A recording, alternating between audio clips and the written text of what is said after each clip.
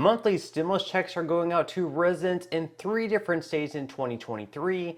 President Joe Biden sends out a message leaving many Americans to believe there could be more stimulus cash to come this year, and Senate Republicans struggle to appoint their leader. We'll be covering all this news in this video, but before I dive into it all, if you wouldn't mind helping me out real quickly by just hitting that like button, that just signals to YouTube that this video could be helpful to other people like you as well. Okay, so after 4 long days and 15 votes, Kevin McCarthy was finally nominated the House Speaker of the 118th Congress. Watch.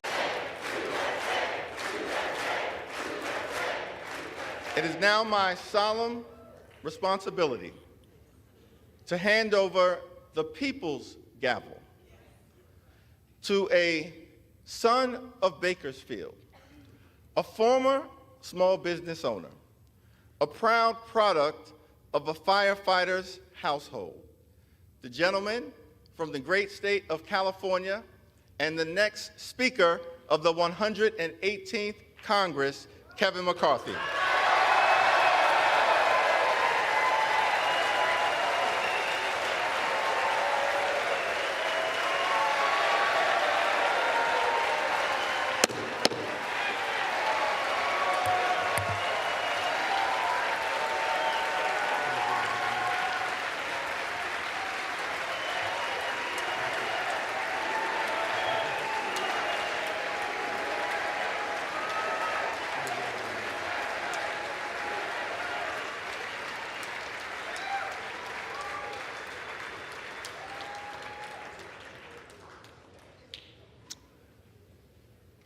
That was easy, huh?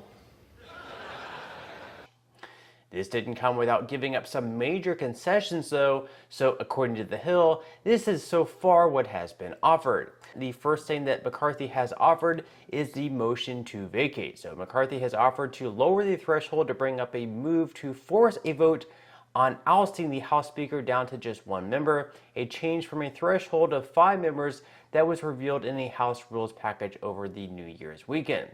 That was also lowered from a threshold of half of the House GOP conference that was agreed to in November. Now, other than that, a floor vote to establish term limits for all House lawmakers. So Representative Ralph Norman of South Carolina, who has introduced a term limits bill, said McCarthy had made that commitment. Now, this is just a promise to vote on the bill, and in that bill, it would limit House lawmakers to 3 different terms of 2 years. So in total, that would be 6 years that a person in the House could serve.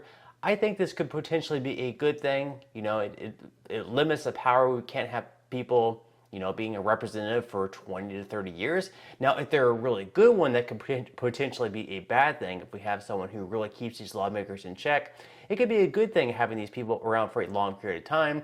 But a lot of them are, you know, like as Donald Trump said, they're part of the swamp. They're going to Washington for 20 to 30 years and they just continue getting elected, but they never really do anything for the people. So this could potentially be a very good thing.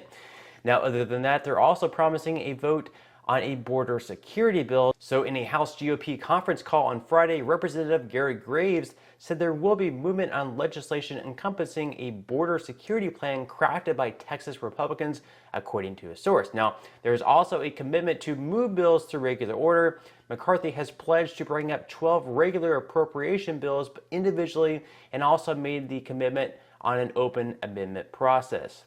Now, other than that, he's also promising to create a subcommittee on weaponization of the federal government, housed under the House Judiciary Committee. The panel is a response to a request from GOP members who have withheld support from McCarthy to form a church-style committee to investigate alleged government abuses in reference to a 1975 Senate Select Committee named for former Senator Frank Church that investigated intelligence agencies.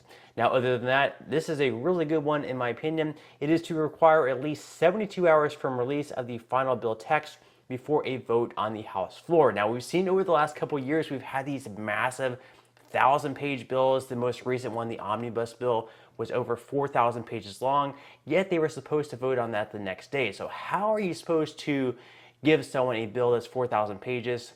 Or how are you supposed to receive a bill that's 4,000 pages long and then vote on it the next day?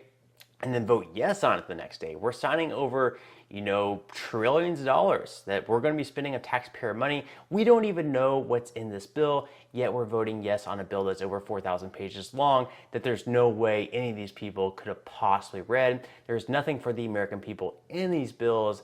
It's just sending money to other countries, using money on wasteful resources, not actually helping the American people. So I think this is a really good thing, requiring at least 72 hours. Still, I don't even think 72 hours is enough.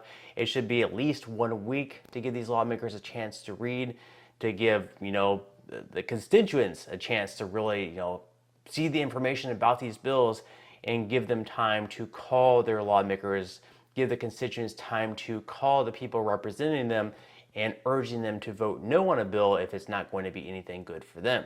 Now, other than that, they're also going to bring back the Holman Rule. So a recently released House Rules package brings back the Holman Rule, which allows members to propose amendments to appropriation bills that cut the salaries of specific federal workers or funding for specific programs down to $1, effectively defunding them. So now those are the ones that are included in this article. There could be a lot more that McCarthy had to agree to in order to get a yes vote, or at least a present vote, which allowed him to be voted in as the House Speaker. Prior to that, there were 20 Republicans who were voting against him. So there was a lot of conversation around, should McCarthy step aside and allow someone else to come in and try to get the vote for House Speaker? In the end, McCarthy would not back down. He held solid on that. It took 15 votes in 4 long days for him to finally get voted in, but it seems like his patience did pay off, so he is now going to be your new House Speaker. Now, moving into some other news regarding stimulus checks, we do have 3 different states sending out checks this year, as well as 1 state sending out payments in January through March of this year. So according to Marca, not all but many states in the United States of America are getting another stimulus check during the month of February. These payments will be worth up to $600 that are aimed to help residents deal with the high inflation. This has created many issues and obstacles for all Americans who are just trying to make ends meet, rent, groceries, and other essential goods that meet the need to survive. Prices have been soaring over the past year, but inflation doesn't look like it will go away anytime soon. There are a total of 4 cities that will get stimulus payments. Each of them are from a different state and will have a different set of qualification rules. Let's start with Idaho, which will offer citizens a one-time lump sum of $600 that will continue to be sent out to people from that state in February. This was initially approved back in September 2022 when the state of Idaho allocated a package that would reduce the record budget surplus and cut taxes inside the state. Payments will continue to roll out until March. So if you live in the state of Idaho, you may have already actually received that payment. They were being sent out, I believe, around September and October, and a lot of you guys received that in December as well, but those are going to continue to be sent out until March of 2023. Now, in Massachusetts, the town of Chelsea kicked off the second phase of the Universal Basic Income Program in December. Payments to the town's residents will be $400 to about 700 residents. This is a continuation of the first phase where about 2,000 households got monthly payments from November 2020 to August 2021. The deadline to apply for this payment online is Friday, January 6th at midnight. California is also offering $400 payments. They will go to all Coachella residents, and the aid will go to 140 families for the next 2 years. So those are 2 different cities that are offering these Universal Basic Income Program payments, where they're getting payments every single month. Last but not least, the city of Alexandria in Virginia is rolling out $400 payments for 2 years that will start in the month of February. This city is allocating money as part of a recurring income for success and equity program. There will be 170 recipients selected for an initiative that will allow them to use the money in any way they want. Payments are starting in January, and some folks might be eligible for a tax refund of up to $700. So those are 3 different cities who are offering these UBI programs. Now, interestingly enough, back in 2020, or I believe it was actually 2019, whenever the Democrats were trying to select who they wanted to represent them to run against Donald Trump in their primary, there was a candidate in Andrew Yang. He did not really fare all that well, but one of the things that he was running on was a campaign for UBI, at the federal level where Americans would receive monthly checks of $1,000. He said that Americans could receive these checks and it would help them, in a way where they could spend more time with their family. They wouldn't have to work another part-time job on top of their full-time job by receiving these extra checks. Of course, there would be a lot of people who would say, hey, maybe these UBI checks of $1,000 at the federal level every single month could perhaps cause inflation. But it is interesting that we had someone pretty notable actually running, for president of the United States at one point in time. He did not actually win any states, but he was pretty popular in Andrew Yang. His name isn't being thrown around nearly as much, but I do think it was pretty interesting that he, had that idea. A lot of people were on board with that idea. Some people thought it could cause inflation. So let me know what you think about that in the comment section below. Would you be on board potentially with an idea of monthly stimulus checks at the federal level? There was also a bill going around on COVID. I believe it was the ABC bill where there was going to be like $1,000 to $2,000 checks to American families until the pandemic ended. That never ended up passing, but it was pretty popular at one point in time.